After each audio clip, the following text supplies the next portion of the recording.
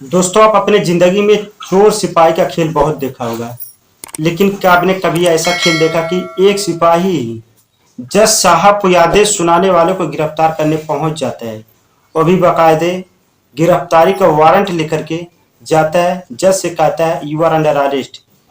जब जज साहब पूछते हैं किस आरोप में, तो जो दरोगा साहब होते हैं कहते हैं कि भाई तुमने चोरी किया है, चोरी के आरोप में धारा 82 के तहत तुमको गिरफ्तार किया जाता है।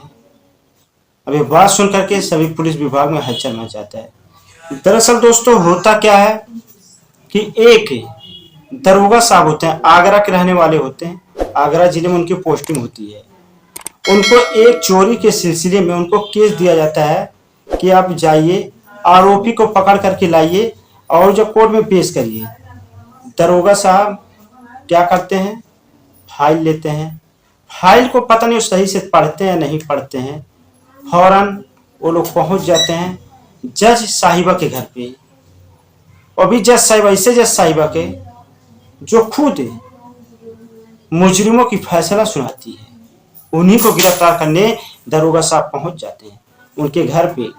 और उन जज मैडम का नाम होता है नगमा खातून। दोस्तों सोचिए, उसके बाद वहां से दरोगा साहब आते हैं कोर्ट में, और कोर्ट में जो है अपनी फाइल लगाते कहते हैं कि आरोपी नगमा को पुलिस गई थी गिरफ्तार करने, उनके घर पे दबिश भी दिया गया कई दफा, लेकिन वो गिरफ्तार नहीं हो चुकी, वो फरार चल रही है, आगे कार्रवाई करने की अनुमति दी।